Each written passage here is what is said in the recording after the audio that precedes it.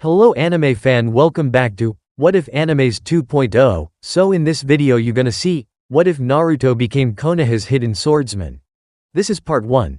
And if you want more then hit that like button and don't forget to subscribe. So let's getting the video and do check out the author of the story. Yugao Azuki was Konohagakure no Sato's premier swordsman.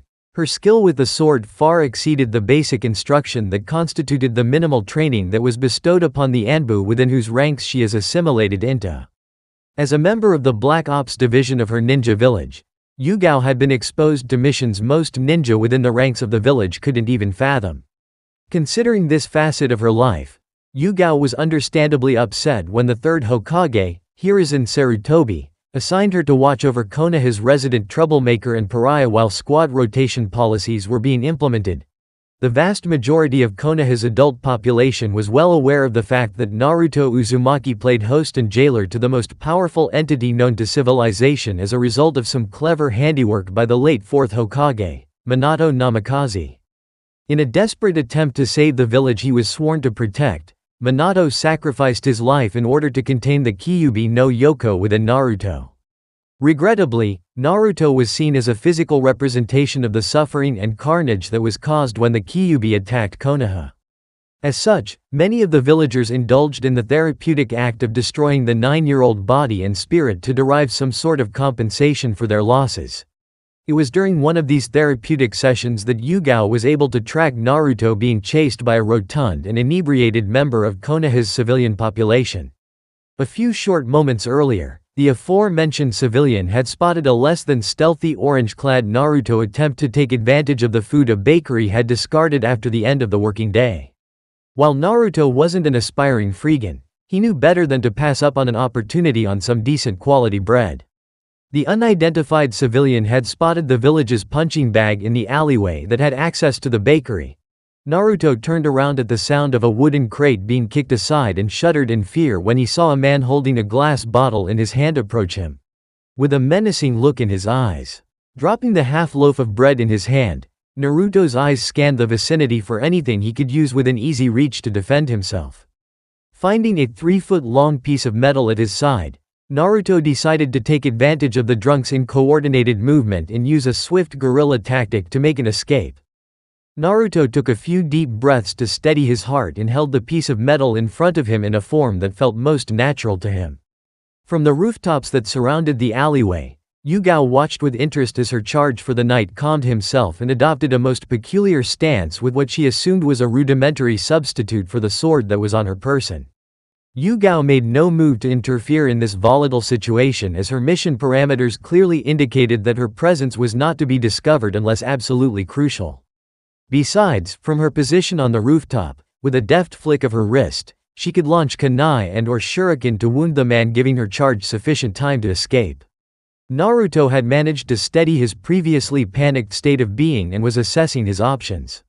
Naruto was terrified as the man before him was wider than he was tall and possessed a weapon of his own as well in the form of the bottle whose contents he had just consumed. The sheer size of his opponent for the night became more imposing with every echoing step as the man took towards his prey. Naruto backed up into the shadows of the alleyway to create some space between himself and his adversary.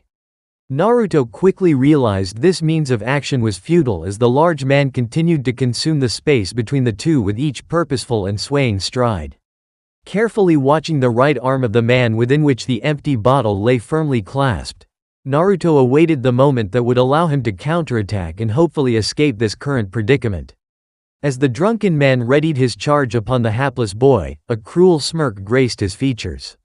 Continuing upon his charge, the man made towards the boy in an attempt to knock the boy down with a single devastating blow to the top of his head.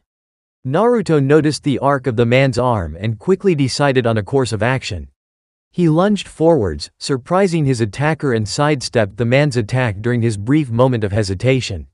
Naruto was well within his attacker's guard and swung his makeshift weapon as viciously as possible upon the man's right ankle, eliciting a stumble and a howl of pain from the man.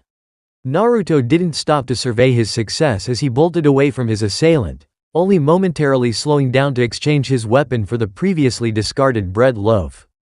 Naruto ran towards his apartment, adrenaline coursing through his veins as he left the man in alley, shouting profanities. To his own devices, the experience was surreal and exhilarating for young Naruto, as this marked the first time he was able to escape from such an encounter with both the food he was desperately craving and an injury-free body. Navigating the streets of Konoha as expertly as possible for a 9-year-old, Naruto reached his shoddy apartment mere minutes later. With the mission accomplished, the adrenaline left his body as quickly as it came, and the resulting crash meant that Naruto barely reached the trodden couch in his living quarters before his eyes closed. The prize for surviving the encounter, the half-consumed loaf of bread, lay on the floor, temporarily forgotten until breakfast the next morning. Yugao reported the night's events to the Hokage as soon as she was able to verify that Naruto had reached his apartment. A small smile graced her features as she watched the boy crash into his couch, falling asleep with a smile of his own plastered firmly onto his face. Upon reaching her commander's office, she relayed the events of the night with unerring detail. It was clear to the aged Hokage that the Anbu agent was particularly proud of how the young boy had stood up for himself using a makeshift sword. The unmistakable hint of pride is what led to the current topic of conversation between the pair. "Hokage-sama," Yugao spoke reverently, "if you would allow it, I would like to teach Naruto the basics of Kenjutsu so that he may be prepared for such situations, if and when the need arises." While his strategy was sound, he was up against a drunken man who had no formal training in any form of combat. The Hokage turned around to face the massive window in his office as he pondered his charge's request. Hiruzen loved the boy dearly and was painfully aware of the mistreatment he was subject to on a daily basis. The idea proposed by Yugao greatly appealed to him until he realized that members of his council, both ninja and civilian, would be in uproar as they learnt that the village pariah was being tutored by one of their elite ninjas. The ensuing actions would only cause Naruto more harm than good, as more members of the populace might be tempted to cause bodily harm to the child. As the Hokage turned back around to face Yugao, she identified the defeated slump of her commander's shoulder and correctly guessed that she would not be given the affirmative. "Yugao-chan." The Hokage began looking into her eyes, conveying his thoughts on the matter with the mere address. "I understand, Hokage-sama." Yugao picked up the signals easily. She chose to continue, however. "I just wish there was some way to pass on instruction to the boy." The pain was clear in his eyes, if only masked behind his determination. That statement sparked an idea in the Hokage's mind. The problem arose from private tutoring and reallocation of a competent ninja's abilities towards a lost cause in the eyes of both councils, but not the passing on of instruction. "Yugao-chan, I want a critical assessment of Naruto's physical abilities and mental capacity to the best of your ability submitted within a week from today, along with a recommended training program for the boy to compensate for any lacking in either criteria. I cannot have you spend time tutoring the boy, as this would be seen in a bad light by the wretched council, but maybe you can pass on your knowledge in written form." Yugao snapped her eyes to meet those of the Hokage. The idea was sound, since instilling the fundamentals of combat need not require an active tutor. Naruto could learn from scrolls about adequate exercises, basic kenjutsu, and if he took the matter seriously, he would instill discipline into his life, a value most important for a disciple of Kenjutsu. Giving a sharp nod to her commander and a quick salute, Yugao snapped back her mask on and disappeared in a flurry of leaves. The Hokage sighed once again. Sure, a great problem was on the verge of being solved, but why did his ninja insist on leaving his office using a leaf shunshin? They always left leaves behind in his office. First steps: it had been a week since Yugao witnessed Naruto's exploits in the alleyway. It was time for her to give in her report on the matter as assigned to her by her commander. Over the past week, Yugao had been assigned a full-time mission that involved the safety and assessment of the aspiring Konoha ninja. To the best of her abilities, the Anbu ninja avoided interfering with the daily activities of the boy. However, there was one incident where her skills and expertise were called forth for the sake of Naruto's protection. As Yugao walked towards the Hokage's office from her Anbu base, she recalled the events of that night. Yugao watched Naruto from the shadows on the rooftops, as she had been doing for the past 5 days. Naruto had just received his monthly allowance from the Hokage 2 days ago, and Naruto decided he would treat himself to his favorite meal, ramen.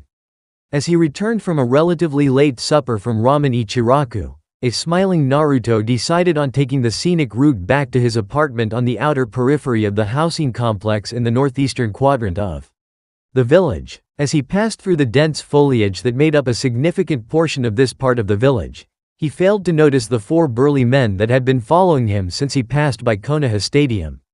As Naruto passed by the disused Hitaki clan house far to his right, his pursuers were confident of their revenge, as this portion of Konoha was significantly less populated. However, as soon as they spotted Naruto turn in towards his apartment complex, all 4 men felt a sharp spike of killing intent wash upon them in a suffocating wave. One of the men, Shinji, turned around to identify the source of this nauseating feeling and promptly soiled his pants at the sight before him. His yell alerted his comrades to his predicament and they pivoted from their spots to a sight that would haunt them for weeks to follow. A sadistically smiling demonic specter was waving a large sword at the men, and upon further realization they noted that the specter was pointing the sword in turn at their respective gentlemen sausages. With a collective yell, the 4 men continued down their path towards the main gates of the village in a panicked haste, as far away from the demonic form as possible. Later all 4 men would all swear that the container of the Kyuubi had made a deal with the demon to protect the area around which he lived.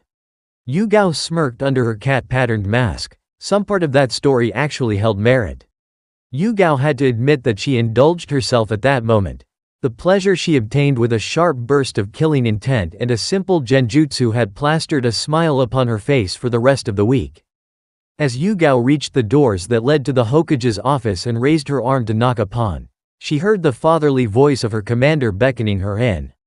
"Come on in, Yugao-chan," invited the Hokage. Yugao stood smartly and patiently as she waited for Hiruzen to finish looking over the last pieces of paperwork for the day. Sanctioning the last mission request and placing the appropriate stamp upon the sheet marking its ranking as a function of difficulty, Hiruzen smiled and patted himself on the back. It was only just past 3 o'clock and he had finished his work for the day, and was now about to approve of a training scheme that would potentially change Naruto's life for the better. He waved a hand in front of Yugao to signal that she may begin with her report. Yugao placed the written report into the outstretched arm of the Hokage and continued with her oral report. Naruto Uzumaki is a 9-year-old citizen of Konoha who will be applying to join the Konoha Ninja Academy at the start of the next intake. For his age he seems to be of the appropriate height but is substantially lacking in weight. This is mainly due to the lack of a balanced diet and an inconsistent food intake. After following him around for the past week, I have deduced that he is quite adept with his agility but would require additional strength training during his academic years to be on par with Kiba Inuzuka and Sasuke Uchiha, his future classmates at the academy. Yugao paused for a moment to ascertain whether the Hokage had any questions after her physical assessment of her target, and when she determined otherwise, began recounting what she could about Naruto's mental facilities.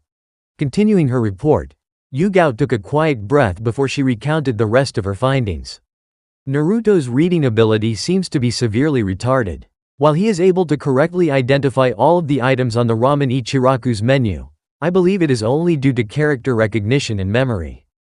Ayame from the ramen stand is known to have aided Naruto with his reading ability, limited as they might be. In reference to Naruto's memory, the boy is able to absorb information that appeals to him like a sponge, and his recall of the same is most impressive for a 9-year-old boy with no formal education or parental guidance. Yugao did not stop her report even as she noticed the downcast look on Hiruzen's face as she mentioned this last facet concerning Naruto's life. She was well aware of the Hokage's connection towards the boy and his inability to change the dilemma that was Naruto Uzumaki's life due to the politics involved in the situation. Naruto's most impressive characteristic stems from his ability to adapt to any situation wherein he is in a pinch. He is able to ascertain 2 or 3 options out of a delicate situation with relative ease, but unfortunately his body cannot cope with the expectations of his plans due to the frailty of his physical condition as well as the superiority of his opponents in the same category. Thank you.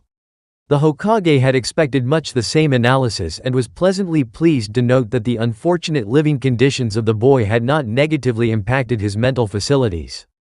Hiruzen looked up from the report he had been presented and looked up expectantly at his charge. This was the fun part. So Yugao-chan, what do you have in mind in terms of instruction for Naruto-kun? The Hokage finished. Yugo's eyes lit up at the prospect of being able to administer a toned-down version of her own training schedule from her Chunin days onto a fresh academy student. The idea of raising a Kenjutsu master in Konoha the likes of which had never been seen before was exhilarating. She was certain that if Naruto followed this path with the same level of devotion as she had when she was Chunin, Konoha would secure a valuable asset to its services, and the prospect of playing such a fundamental role in this development was driving her absolutely giddy. She began to explain her plans for Naruto's development as was outlined in her report. First and foremost, it is important to strengthen his body and improve the boy's speed and stamina. In order to accomplish this, I propose sword swinging and basic physical exercises as well as running to improve speed and stamina. The finer details of this section of the training regimen are outlined in the report. To supplement his physical training, some light reading about combat strategy will educate him on relevant subject matters as well as improve his reading ability. There will be no instruction in Kenjutsu katas until either one of us can determine his physical adequacy. The Hokage wholeheartedly approved of the proposed system. While it was slightly harsh for a boy of his age to be told he was going to have to earn the approval of a mysterious teacher to further his Kenjutsu studies, Hiruzen's limited exposure to Bojutsu made him realize that discipline was a key element in training with the sword. Hiruzen matched eyes with Yugao and nodded once to show that he approved. Beaming with pride, Yugao looked expectantly at the Hokage and requested a favor. "Hokage-sama, I would like to donate the Bakken that I received from my master to further Naruto's study." The Hokage smiled. A Bakken is but a mere piece of wood used to train apprentices in the art of Kenjutsu. However, the symbolic significance of the act was not lost on Hiruzen. A Bakken, while inexpensive, could still be used for sparring purposes, even at Anbu level, and for Yugao to part with the Bakken that her master had presented to her was indicative of the faith she placed in the boy's hands. This Bakken was being placed in the boy's hands. This Bakken was being passed down from Konoha's premier swordsman to possibly her first and last student. Hiruzen would not deny Yugao the courtesy and Naruto the honor of this transaction, even if the boy would not find out the identity of his master and instructor and the significance of the token for several years to come. Nodding once again in approval, Hiruzen waited expectantly. Yugao presented the Hokage with a simple sealing scroll within which a training schedule and the Bakken were sealed. The Hokage took the scroll from his ninja wordlessly and placed it within one of the drawers in his desk until it could be handed on into Naruto's possession. Yugao bowed slightly and was about to take her leave when Hiruzen spoke again. "I want the boy to have a normal life, well, as normal for a ninja as possible. I wish that he meets his peers and creates new experiences with new friends in his future Genin team. However, after he makes it to Chunin, I would like to present you with the opportunity to apprentice the boy if you would like." Yugao looked back up from her bow and replied sagely to the Hokage. "I would very much like the opportunity, Hokage-sama, but it would be necessary for the boy to take up the art in earnest before I can bestow upon him my instruction and knowledge." "Very well," replied the Hokage, "we shall address this issue when it is time to cross that bridge." "Hi, Hokage-sama." Smiling back at the Hokage, Yugao made a quick hand seal and took her leave. The smile on Hiruzen's face quickly vanished as he swore at her departure. Damn it, not again with the leaves. However, the smile returned to his face at the prospect of securing Naruto's safety with this new training regimen. Naruto was not accustomed to having visitors at his apartment. Every month, usually in the first week, a ninja would appear at his doorstep informing him that the Hokage had summoned him. This was done so that the Hokage could give Naruto his monthly allowance. However, Naruto had already received his allowance for the month of November, and he was sure that if the Hokage was to meet him he would not arrive so early. He never came to visit Naruto until the late evening. So Naruto was suspicious when he heard a knocking at his door. 3 sharp knocks, he noted, definitely ninja, he correctly assumed. When Naruto arrived at his door, he found an Anbu ninja standing outside his door.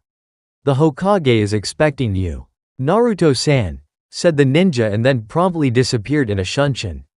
2 visits to the Hokage's office within a space of a week was unusual for Naruto. He wondered if the old man had good news regarding his application to the Ninja Academy, as it was due to start in a little over 2 months' time. Naruto went back into his apartment and made himself presentable to the Hokage and then commenced the long walk towards the Hokage tower. It was times like this that Naruto wondered why he lived so far from the center of the city, and then the condition of his wallet reminded him, cheap rent. Another blessing that stemmed from this early summons was the lack of people en route to his destination. Naruto was painfully aware of all the pointed glares he received as he strode around the village. He was certain he wasn't deserving of everyone's ire, but since no one was offering an explanation nor was anyone actively attempting to hide their dislike for him, Naruto decided he would bear the brunt of this attack as nonchalantly as possible. As he reached the Hokage tower, he craned his neck as far back as required so that he could see the Hokage's office. He closed his eyes for a minute as he recalled the view from the office with unerring detail. He had seen firsthand the amount of work that went into being the Hokage, but that view from the top must surely be worth the pressures of the job.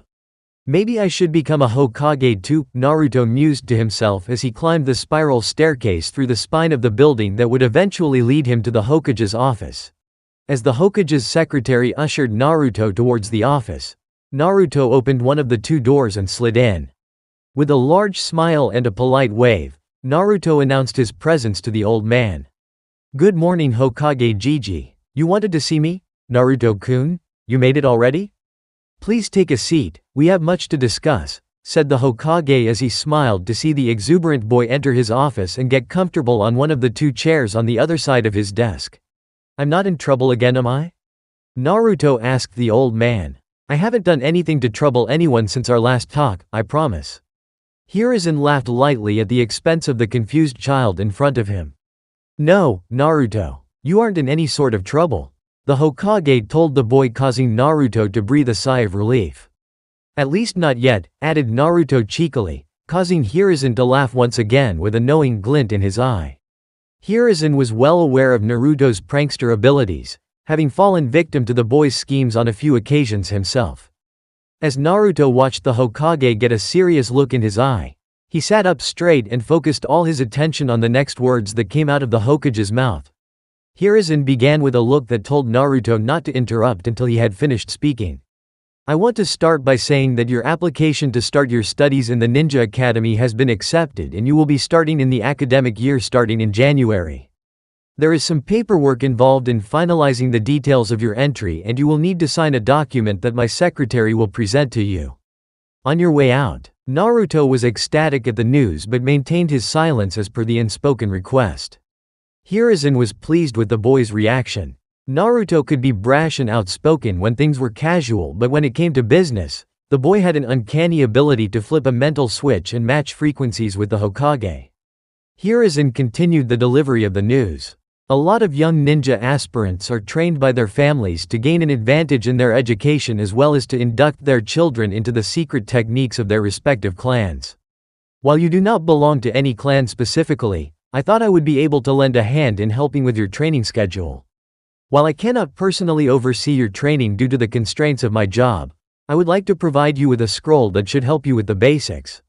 Physical exercises and basic information that would benefit you before and during the course of your education at the Ninja Academy are outlined in a scroll I have here for you. I will be more than happy to hand over the scrolls to you if you are willing to accept the responsibility of following the instructions within the scroll until completion. Everything within this scroll is compiled for your individual needs, and as this training is exclusive to you, you mustn't share this information with anyone. The famed ninja clans of Konoha do not share their techniques with the others, as the training and techniques are suited best for members of their respective clans. For the same reason, you must do the same. Fortunately for you, a training ground exists near your living quarters, does it not?" Naruto simply nodded, positively giddy with excitement and not trusting his voice at the moment. "Good," Hiruzen continued. "You are free to use that space, but if any other ninja come and request use of the training ground, you must vacate the area as they have priority. Is that understood, Naruto-kun?" Another nod from Naruto signaled to the Hokage that the message had indeed been received and acknowledged. "Do you have any questions, Naruto-kun? Did you really compile a unique training program just for me, Hokage Jiji?" Naruto had reason to be critical. He had seen the amount of work that was required of the old man on a daily basis, and compounding his pre-existing burden with another chore seemed unlikely. Hiruzen smiled before he replied, I had some help on the matter from one of my ninja, I must admit. Naruto realized that he was not going to glean any information about the identity of his benefactor and so simply finished with a polite reply. I will follow the training program you have for me, Hokage Gigi. I promise to put all my efforts to meet whatever you ask of me, but on one condition. Hiruzen already knew of the nature of the condition without it being spoken, but let the boy speak it nonetheless. Please convey my thanks to your shinobi Hokage Gigi. I will make you both proud. Naruto finished as he got of his chair and grabbed the contents of the scroll reverently. Hiruzen had unsealed the contents of the scroll as Naruto stood up from his chair to reveal a simple scroll and a bakken with a simple guard. Naruto bowed to the old man before he took his leave, absent-mindedly signing the sheet presented to him by the Hokage's secretary. As it grew quiet within the office, Hiruzen turned to a corner away from his desk and near the still ajar door and simply said, "So what do you think, Yugao-chan?" Yugao phased into view with her cat-patterned mask affixed to her face, revealing none of her emotions from the corner of the office. "I have great expectations of him, Hokage-sama. After all, he is part Uzumaki and part Namikaze. We all should." Hiruzen nodded and smiled as Yugao proceeded to walk towards the hallways outside the office, closing the door behind her. Indeed, Hiruzen thought. He is part Uzumaki and part Namikaze. It is just unfortunate that he does not realize the significance of the power that courses through his veins. One day, however, that will change. When he becomes Chunin, I will tell him about his lineage as well as the beast that resides within him. For now, I am just glad he has one more person to look out after him. Thank you, Yugao-chan. The advantage of residing in the Land of Fire was the relatively warm winter months. Konoha rarely saw snowfall, and even the coldest of winter days did not require much warm clothing to be donned. On one of these days, Naruto was seen running laps around the training ground that was closest to his apartment, Training Ground 4, he later found out after a conversation with the Hokage. Naruto pleasantly recalled his day after he left the Hokage Tower after receiving his training schedule. Naruto continued walking out of the Hokage Tower with the same dazed look on his face as he cruised the streets of Konoha on autopilot. Instinct ensured that he did not bump into any of the pedestrians on the street, but the wide berth the citizens of Konoha gave him in public might have also attributed to his intrusion-free travels. When Naruto was in such a state, his brain inevitably guided him to his safe haven, Ramen Ichiraku. Naruto climbed upon one of the counter stools, still staring at the contents in his possession. Naruto had briefly opened the scroll after he left the Hokage Tower, but the glare of the sun prevented him from reading any further. So he furled the scroll up and continued his examination of the bakken. The bakken intrigued him endlessly, the feel of the wooden sword in his hand, the grind of the guard against his thumb and index finger, and the weight of the bakken itself were all new sensations to the boy. As Naruto sat on the counter stool, Ayame's frantically waving arm awoke him from his stupor. "Ayame-chan, what are you doing here?" Naruto asked stupidly. Ayame's face was graced with a puzzled look as she saw Naruto turn his head from side to side as realization struck both their faces. Ayame realized Naruto was distracted by the items in his hand and did not enter the ramen stand consciously, and Naruto finally got accustomed to his surroundings and realized where he was. "So Naruto-kun, what's so interesting about that scroll that has gotten you in such a daze?" Ayame asked Naruto probingly. "Ayame-chan, I got this scroll and this bakken from the Hokage." Naruto realized that he would probably need help with reading the entire scroll and that Ayame had more than proven herself trustworthy to merit knowing the contents of the scroll and his future training. "It's a training regimen to help me prepare for the Ninja Academy. I looked at it briefly and I think I might need your help with reading its contents. Would you mind?" Naruto finished. "I'd be delighted to, Naruto-kun. But let's not study on an empty stomach. First bowl is on the house. How you feeling about pork today?" Ayame replied, not even waiting for Naruto's response. Pork was always okay. As Ayame returned moments later with a steaming bowl of pork ramen, she found Naruto back to his usual demeanor. Scroll and bakken lying to his right on the counter and chopsticks in hand. "Itadakimasu," said Naruto before he began devouring the contents of the bowl. Over the years, Ayame and Teuchi had conditioned Naruto to eat more humanely. However, this first bowl of ramen was attacked with a gusto that Ayame suspected had a lot to do with his eagerness to find out the specifics about his training. Naruto ordered one more portion of ramen before he and Ayame sat down to read the scroll. As there were no other customers in the ramen stand at the moment and her father was due to return shortly, Ayame did not think twice about helping Naruto right away. She occupied the seat on his right and unfurled the scroll that sat before her. She placed the scroll in front of Naruto, who had moved the second bowl of ramen off to the other side.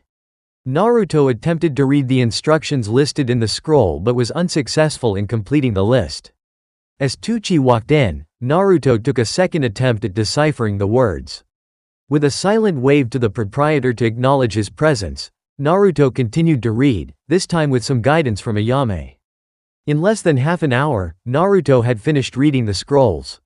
Section about physical conditioning. Thanking Tucci and, especially, Ayame, Naruto paid for his single bowl of ramen and took his leave from the ramen stand, promising to return soon, as he still had to read the section about his education and he was acutely aware that the concerned section would require a lot more effort and time. Pacing the periphery of the training field, Naruto reflected back onto the handwriting in the scroll. Naruto had seen both Ayame and Tucci write the specials on the board at the ramen stand. The handwriting on the scroll was even more flowing and delicate than Ayame's handwriting. This led to Naruto to believe that the ninja that helped the Hokage was most likely a woman as well. Pleased with his deduction and taking one step closer to unmasking the identity of his benefactor, Naruto smiled to himself. He continued pacing himself to ensure he met his self-assigned goals. Today was stamina training and it was going to be a long day. A few hours later, an exhausted and sweat-drenched Naruto returned to his apartment just as the sun was beginning to drop below the Hokage monument, lending ominous shadows upon the faces carved into the mountainside, making the four faces look more menacing than they did during the day. A quick shower later, Naruto donned a fresh set of clothing and began cooking his supper. Chicken and rice was on today's menu. He would need to supplement his diet better.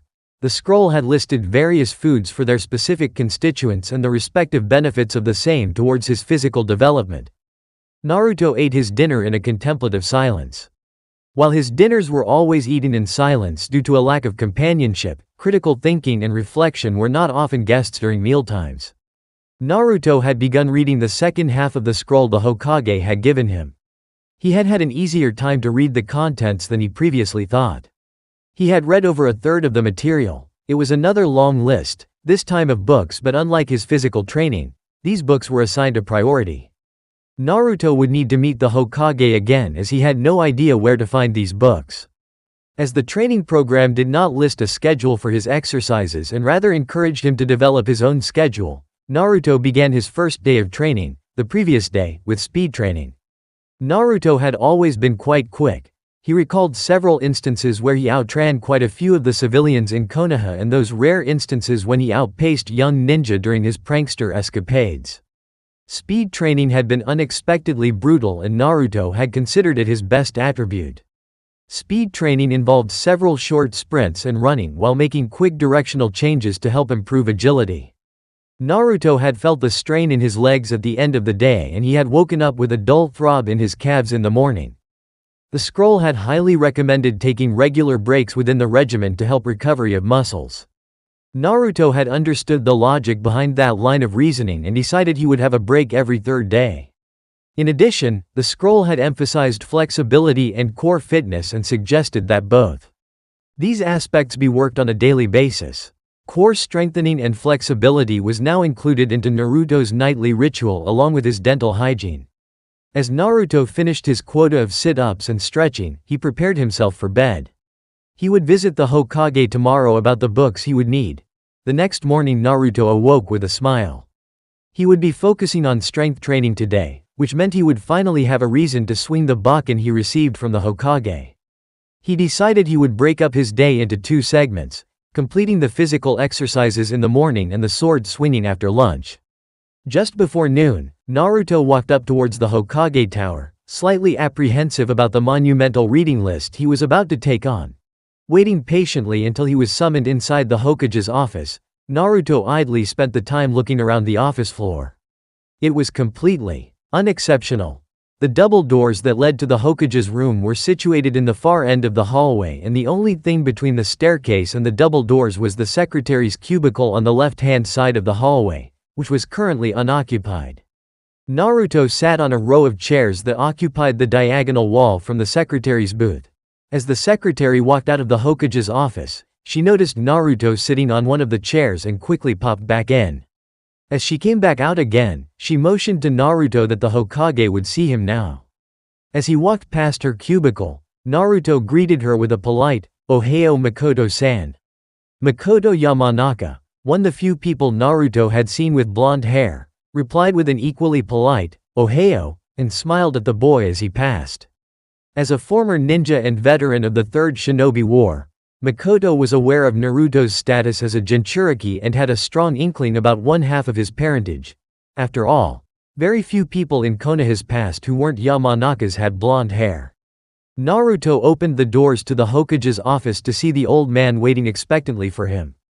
Sarutobi eyed the scroll in Naruto's hand and realized that the boy must have questions regarding some of the material in it.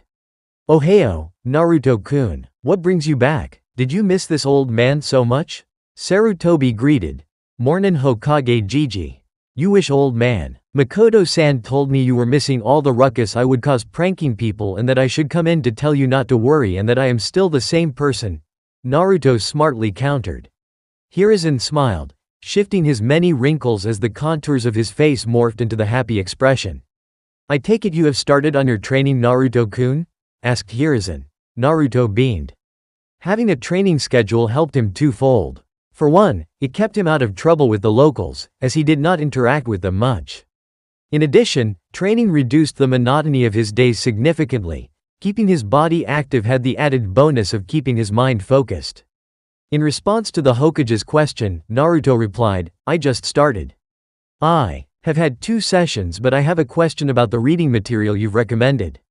I am not sure where I can get these books from." Naruto handed the scroll over to the Hokage, who looked over the list, whose eyes widened in realization as he recognized a slip in his proposed reading schedule for the boy. "Naruto-kun, it seems I have made an oversight.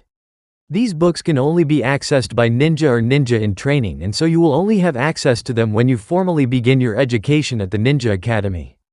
I recommend that you focus on your physical training for now. We can organize the books for you once the session starts in January, which is just over a month from now," Hiruzen said, realizing his oversight the minute the problem was brought forth. "Were you able to read everything by yourself?" Hiruzen asked, as he was well aware of Naruto's reading ability as it was outlined in the report Yugao presented. Naruto scratched the back of his neck sheepishly. He had made a promise not to share his training details with anyone else and had almost immediately failed to do so. Nervously, Naruto replied, "Anyo, so you see." Naruto faltered, embarrassed by the situation. "I don't read very well, so I needed some help. I asked Ayame-chan from the ramen stand to help. She had been helping me with my reading before and it made sense that I would go to her about this. I know I said I would keep it a secret and I am really sorry I didn't, but Ayame-chan is very trustworthy, I assure you." Naruto pleaded for his innocence and Ayame's quality of character. "I trust you, Naruto-kun, but let's make sure that we don't let anyone else know, all right?" Hiruzen said. The Hokage's statement might have ended with a questioning tone, but Naruto knew it was not a request. Naruto nodded to show his assent as he watched the Hokage alight from his chair, bones cracking in protest. "Now then, Naruto-kun, it is time for lunch and I feel like having barbecue today. Would you care to join me?" "My treat," said the Hokage as he stretched his arms and legs in preparation for the short walk to the restaurant. "I need to find a successor soon. I am getting too old for the hat," mused Hiruzen silently. Naruto flashed a large number of his teeth to show his acceptance of the invite for the meal and walked beside the Hokage, matching the old man's longer stride with quicker strides of his own. The walk to the restaurant was conducted in silence, both men taking in the sights of the empty Ninja Academy and monolithic Hokage monument. When Hiruzen and Naruto reached the restaurant, they were seated promptly in a corner of the restaurant, as per the Hokage's wishes, and left alone to decide what items they would like to order for the meal. Naruto recognized a lot of the words on the menu as they were all listed on the scroll that the Hokage had given him. Briefly, he wondered if all shinobi eat at this establishment, Surely the food was nutritious and beneficial towards their own training. Naruto glanced around the restaurant to spot any shinobi but was only able to spot a large man and child from his position in the corner booth, with faint swirls seen on both men's cheeks. Naruto turned back to face the Hokage and asked Naruto if he was ready to order. Naruto replied saying he would have the same thing as the old man. Moments later the waiter arrived, bowing respectfully to the Hokage and giving Naruto a short nod. "We will have 2 portions of the half and half platter, and 2 glasses of water," said Hiruzen in response to the unasked question. With a quick jot on the kitchen order token, the waiter retrieved the menus and returned into the kitchen, mentioning that the meals would arrive shortly. Naruto noticed that the large man and child he had spotted earlier were walking over to the booth that the Hokage and himself had occupied. "Ohayo, Hokage-sama." "Ohayo, Naruto-kun. How are you today?" Choza Akamichi asked the seated members of the booth. "Ohayo, Choza-san. I'm quite well." "Hello, Choji-kun. How are you?" replied the Hokage, startling the young boy that stood behind Choza. "Be very well ho Hokage-sama," Choji sputtered in response. It was unnerving to have the most powerful man in the village asking a boy with confidence issues a question in such a casual setting. "Anyo, Choza-san. How do you know my name? I don't recall meeting you before," questioned Naruto. Naruto was rightfully wary of people who pretended to know him. It was a common trick used to lure him towards a group of people, usually a group that meant him harm. "You're right, Naruto-kun, we haven't been formally introduced. However, as a member of the Shinobi Council, I am privy to a lot of information, such as that prank you pulled on the coffee shop on the main street just over a month ago," Choza replied. The smirk on his face grew larger as Naruto looked about sheepishly. Hearing his father's statement, Choji shed all his previous shyness and exclaimed, "You are that Naruto?" pointing an accusatory finger at the boy in question. "But you are just my age, how did you pull off all those pranks? My father has told me quite a bit about you. You are quite brave, Naruto-san," Choji finished. Naruto's embarrassment grew further, indicated by the growing flush on his face. To further his embarrassment, the Hokage pitched in adding, "Looks like you have an admirer of your work, Naruto-kun." At this Choji's face flushed to match Naruto's, both boys thoroughly embarrassed while the elders laughed at their expense. Choza spotted his takeaway order being prepared at the counter and decided to take his leave. "By your leave, Hokage-sama," said the clan head as he bowed in respect. The Hokage returned the bow before bidding his goodbye to the father and son duo. "Bye, Naruto-san," said Choji, offering his hand to the startled Naruto. Naruto shook the proffered hand and nodded politely to the Akamichi clan head. "That boy is really strong," said Naruto as he turned away from the retreating forms of the Akamichis to face the Hokage. "When I shook his hand I could feel the strength of his grip easily. How is he so strong? He can't be much older than I am," Naruto wondered loudly. The people of the Akamichi clan are known for their brute strength. "Naruto-kun, remember I told you that members of clans teach their children well in advance of joining the ninja academy. I wouldn't be surprised if Choza taught his son a few clan techniques or enhanced his strength through training," replied Hiruzen to Naruto's ponderings. "I know Hokage Gigi, but it is one thing to hear it and quite the other to see it. That is someone I will be classmates with and he is already so strong," said Naruto, in awe of the effects of early guidance. "By the time we graduate I want to be as strong as him, Hokage Gigi. That's quite the task you have set yourself, Naruto." Akamichis are generally the strongest people in all of Konoha and rank highly in strength across the entire elemental continent. You should train to enhance your best attribute, your speed. Having said that, it would be unwise not to have some semblance of balance between all your physical attributes," Hiruzen sagely replied to Naruto. At this point, the food had arrived and both men dug into their respective meals. "I will need to train hard. I have much catching up to do," thought Naruto as he ate the rest of his meal in silencing, savoring the texture and taste of the meat and vegetables. As Hiruzen and Naruto walked back towards the Hokage Tower, a comfortable silence was held between the two men. Hiruzen was pleased to note the positive effect of the day's meeting with the Akamichi on Naruto. The boy had become much more determined since that chance meeting to improve, as was evidenced by the look in his eye, and this proved vital to instill self-belief at this early stage in his training. In addition, Choji might prove to become a friend to Naruto when in the academy, which would be invaluable in the near future to the boy's social development. This is where we part ways, Naruto-kun. Keep training hard and you will see the benefits of your results when you join the academy. If you ever have any doubts, feel free to drop by at my office, said the Hokage as they reached the path in the road where they would split ways. Reaching into his robes, Hiruzen pulled out a book and handed it over to Naruto. This is a remedial reading book. It is fairly simple to read and should help you significantly. Read this during your downtime. Naruto took the book from the Hokage's hand and said, "Thanks for the meal and the book, Hokage Jiji. I will train hard indeed." Naruto waved to the Hokage as he turned towards his apartment. After a short rest, he would begin his sword swinging. It was well past dusk by the time Naruto had finished his sword swinging exercises. Admittedly, the delay was brought about as his proposed short rest turned into a fairly lengthy nap.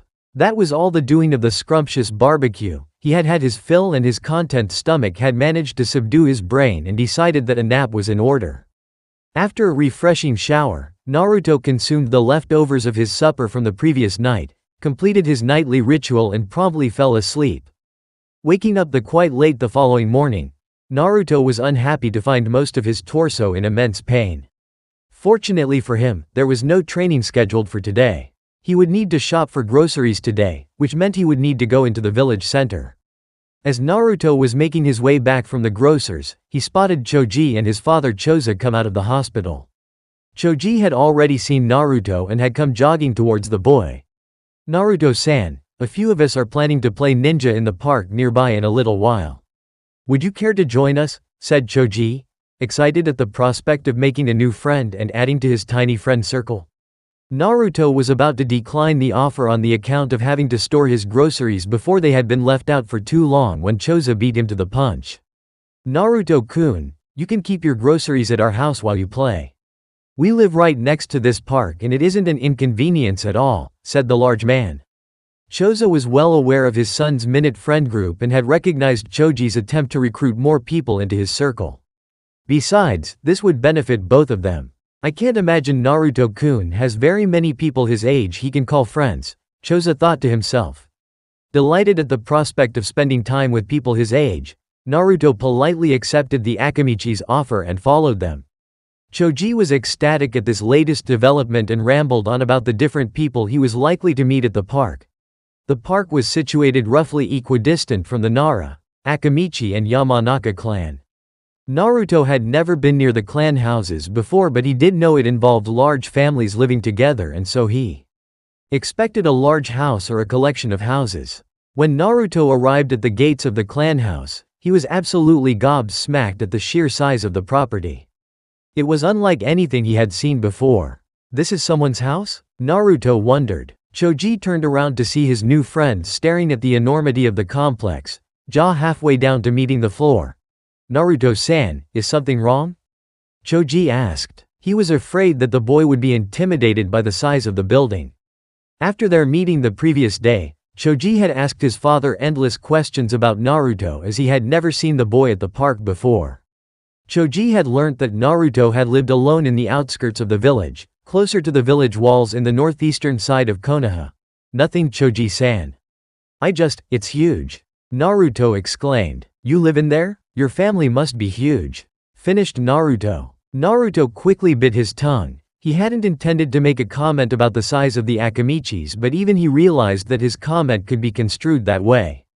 Fortunately, Choji did not see it that way. He was acutely aware that for someone who lived alone for a large part of his life, that the lifestyle of a member of a clan must be completely alien. "We have quite a few people in the complex, but if you want to see a truly massive clan complex, you should check out the Nara clan. Maybe we will meet Shikamaru at the park today. He is a Nara, you know?" Naruto didn't. In fact, Naruto did not even know about the significance of hailing from the Nara clan, but realized that as a member of the clan house, he must belong to a huge family as well. After storing his groceries in the Akamichi household, Naruto followed Choji to the park, Choza following the two boys closely behind. Choji and Naruto asked each other many questions. Unfortunately for Choji, Naruto was unable to answer a lot of the questions he had for him or was unwilling to answer a few. Nonetheless, Choji was not put off by Naruto's evasiveness and was happy to count Naruto as a friend. As they reached the park, Choji dragged a slightly startled Naruto towards the group of children that were just beginning to decide on the groups for the game. Choji introduced Naruto to the other 4 people that were present at the park: Shikamaru Nara, Ino Yamanaka, Kiba Inuzuka and Sakura Haruno. After the introductions were made, the group split up into 2 teams, and upon Ino's insistence, a second-generation Ino Shika-cho was formed, leaving Naruto, Kiba and Sakura to form the second team. The objective of the game was to sneak up on a member of the opposing team and tag them on their backs or tag them anywhere on their body with one of the 3 cardboard shuriken that Ino and Sakura had prepared for each of them. As the children began to separate into their teams, the members of the original Ino Shika-cho group had gathered around a tree that offered them a large amount of shade. They always watched their respective children play from this spot, as it was far enough that they were not considered intrusive but close enough to intercept any trouble. Their children were all heirs to their respective clans, and they were all acutely aware of the debacle that was the botched kidnapping of the Hinata Hyuga. As they watched the new addition to their children's group being introduced, Inochi Yamanaka raised a solitary eyebrow as he identified the boy. As he turned to Choza, he asked, "Isn't that?" "Yes, Naruto Uzumaki," finished Choza. "You don't mean?" Inochi began again, only to be cut off for a second time. "Correct. His one and only son," finished Choza. "And is that a?" Inochi continued, determined to finish a sentence in this conversation for once. "A bright orange jumpsuit. Saw him wearing it the other day as well. I have absolutely no idea where he got it. Should be banned for being an eyesore. Thing practically reflects the sunlight back into your eyes," finished Choza, beaming smile on his face as he knew what would follow shortly. "God damn it, Choza. You always do this." Inochi hated when Choza would finish his sentences. Every so often, the large man would indulge in this pastime to annoy the mind walker in their group. Such was the intimate nature of the relationship between the 3 men that they were perfectly aware of the other's thoughts. This was the primary reason of the success of the famed trio. Shikaku Nara laughed boisterously at this interaction. He absolutely loved it, as he knew the mind reader was furious at having his own mind read.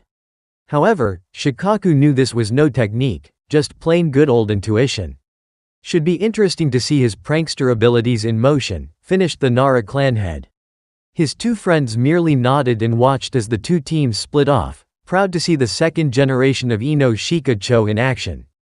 Naruto and his team, who Kiba had determined should be called Team Kiba, split away from the Ino Shika-cho group into their designated space in the park and began the count till 100, at which point the game would commence. As Sakura finished the count, she and Kiba split ways and began searching for their opponents. This confused Naruto, as he was under the impression that they were a team and thus should be acting like one.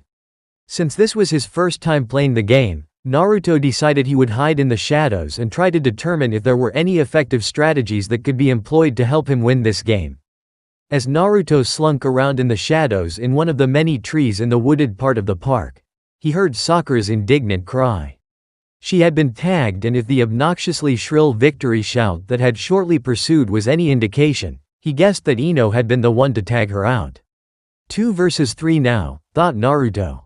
Naruto quickly had to correct himself as Kiba took advantage of Ino's lapse in concentration during her victory dance and tagged her with a precisely thrown shuriken to the girl's side.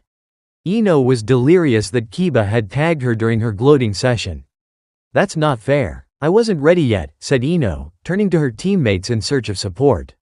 When she received nothing but looks of pity, she huffed and sat down next to Sakura, verbosely cursing the Inuzuka boy for his treachery with all the gusto and malice a 9-year-old girl could muster. Kiba had managed to disappear back into the wooded part of the park as the remnants of the Ino Shika-cho group redoubled their efforts to find their elusive opponents. Naruto spotted Kiba from his hiding place and quickly came up with a plan. He would bait Choji into giving chase and lead the larger boy towards Kiba's hiding place, from where Kiba could easily tag him, as Choji's attention would be on Naruto. Naruto zipped past Choji as he goaded him to give chase. Choji was startled by the initial burst of pace but was determined to give chase. Naruto had separated Choji far away from Shikamaru that Choji was unable to heed his teammates' warning to give up the chase.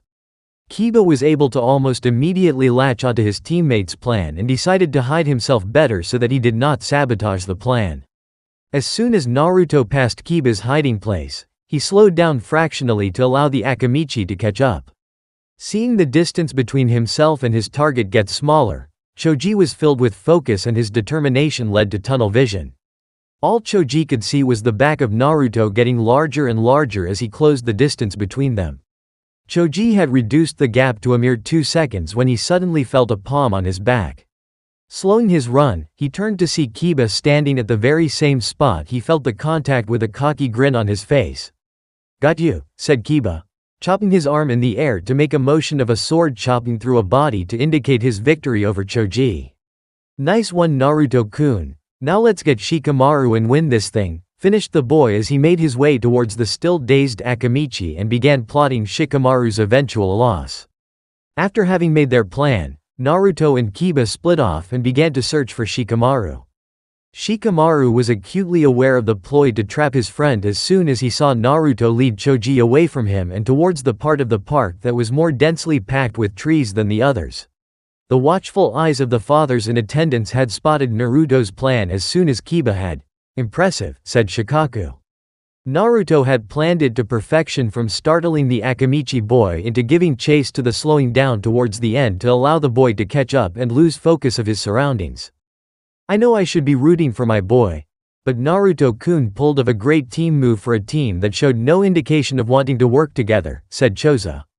"I do believe this is Naruto-kun's first time playing with the kids, but he was able to come up with an effective plan that played to Kiba's strength, his speed." Inochi finished the analysis.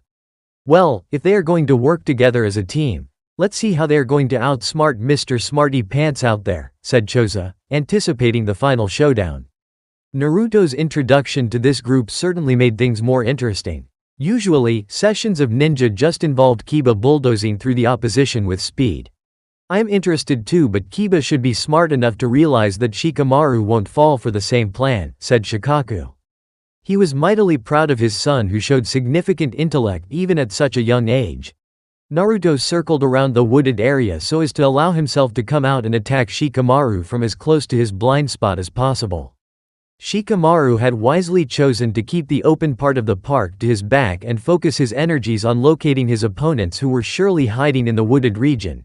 Deciding that he was sufficiently close to his target, Naruto sprinted out of his hiding place as quickly and quietly as possible in an effort to tag Shikamaru. With seconds to spare, Shikamaru spotted a blur of orange appear in his peripheral vision and turned to face his opponent. Shikamaru was quite surprised to see the pace exhibited by the boy. Shikamaru had met almost all of the children his age that hailed from ninja backgrounds and had gauged some aspect of their skill whilst playing with them. Shikamaru had never seen Naruto before but was sure he was almost as fast as Kiba, the fastest member of their group, closely followed by the reclusive Sasuke Uchiha. However, if Shikamaru was surprised by Naruto's pace, he was absolutely caught off guard by his shuriken throwing skills. Naruto had all 3 of his cardboard shuriken to spare and launched them with all his might towards the Naruboy. By the time Shikamaru had turned to face his blonde opponent, Naruto had already thrown his shuriken. To his abject horror and Shikamaru's complete surprise, not a single one of the thrown projectiles landed within a 5-foot radius of the intended target. Shikamaru quickly gathered his wits along with his own set of shuriken and launched them at the yellow-haired boy. Naruto was able to dodge the first shuriken that was thrown at him, but the remaining 2 shuriken struck the boy. Naruto had been tagged and was out of the game, but Shikamaru quickly followed. As soon as Shikamaru had thrown his own set of shuriken, Kiba had launched his remaining 2 towards the Naruboy, who created a new blind spot that conveniently suited the Inuzuka. One of the shuriken struck Shikamaru on his back and the other grazed his right leg. Kiba, the sole survivor of the winning team, burst into victorious yelps as he ran towards Naruto to celebrate. Sakura quickly joined the impromptu celebrations and soon the 6 children huddled together near a tree close to the swing set to talk about their respective days. Playing the bait twice in 2 big plays. "That Naruto sure is selfless. I wonder if Kiba realizes this," said Inochi. Naruto was able to eliminate the advantage of teamwork by removing Choji from the equation and then set up Shikamaru's loss. "Not bad. I just hope he comes up with better tactics when it's time to be using actual shuriken. His kamikaze tactics might get him into a lot of trouble later on, like when it's time to use real shuriken and not ones made out of cardboard, added Shikaku. For now, it's just good to know he will have a few good friends, finished Choza. The two other men nodded their heads in agreement as they watched Kiba reenact the culmination of their recently finished game with some added theatrics. As Kiba sat down after his reenactment, Shikamaru spoke up. Naruto-san, how come I have never seen you at the park before? Most of the kids our age are usually here all the time. You see, I live very far from here and barely venture into this side of the village. To be honest, I didn't even know about this park. Rather, I did not know that this is where you guys come to play. In fact, if not for Choji-san here, I wouldn't have even been here, replied Naruto. Naruto-san, please call me Choji. The polite honorific sounds weird. No one in this group uses them, said Choji. Naruto nodded and said, as long as you drop the honorific as well. You know Naruto, if you were able to throw those shuriken at me correctly, you would have gotten me tagged for sure. Quite frankly though, your throwing action made it seem like you've never thrown a cardboard or practiced shuriken before. Do you not play with the other kids or your parents? Analyzed Shikamaru. As the other four kids turned to Naruto for an answer, they were met with silence.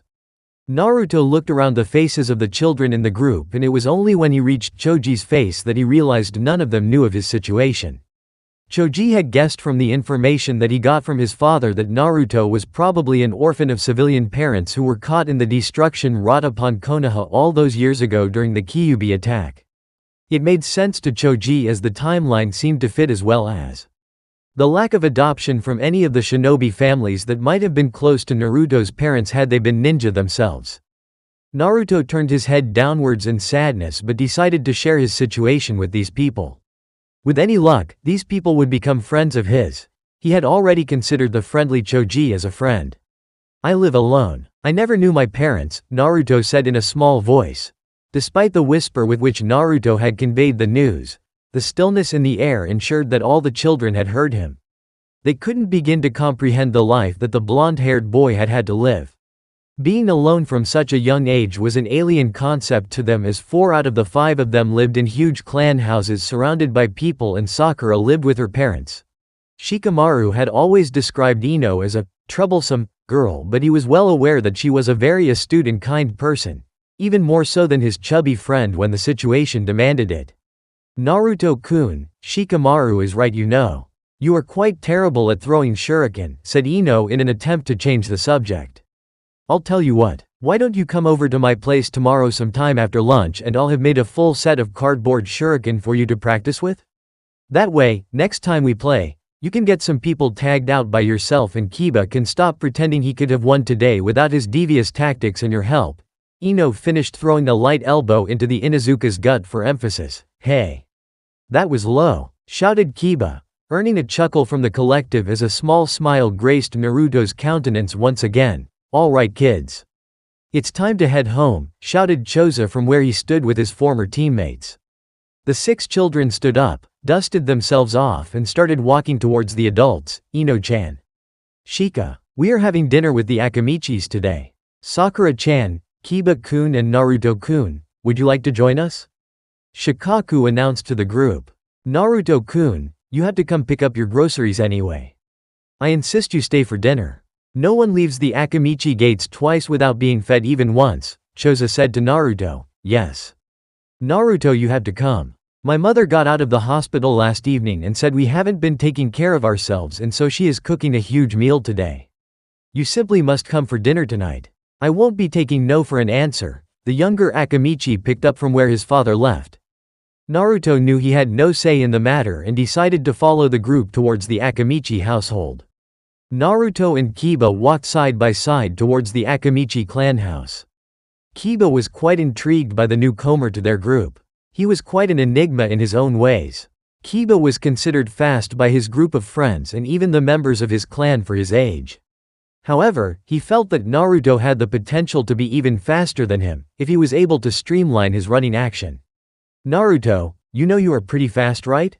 When I saw you whoosh past the tree I was hiding when we baited Choji, you looked like an orange blur to me. Maybe we can have a race one day to see who is the fastest, said Kiba. I'd like that, Kiba. How about the next time we meet at the park? Naruto told the feral-looking boy. You're on, Naruto. I'm not going to go easy on you though. Maybe Sasuke can join us too. That way we can determine who is the fastest in our age, finished Kiba as they entered the Akamichi clan compound. Sasuke? Naruto asked. Sasuke Uchiha. He is a good guy, but over the last year he hasn't been coming to play a lot. In fact, I can't even remember the last time he came. He is almost as fast as I am, but he can throw the shuriken way better. Shikamaru thinks he is the best all-rounder in our group. Obviously, Shikamaru is wrong. That honor belongs to me, replied Kiba, jerking a thumb towards his puffed-out chest to emphasize the last point of his reply. Entering the expansive Akamichi house, Naruto was shocked to see the flurry of activity in the kitchen that he could spot through the open door. Dinner was a quiet affair for Naruto, barring the few times he dined at Ramen Ichiraku for the late meal. Today, however, Naruto was to be treated to a meal and company like nothing he had experienced in his short 9 years. Deciding the least he could do was offer some help, Naruto entered the kitchen and walked up to the 3 ladies who were in charge of feeding today's gathering.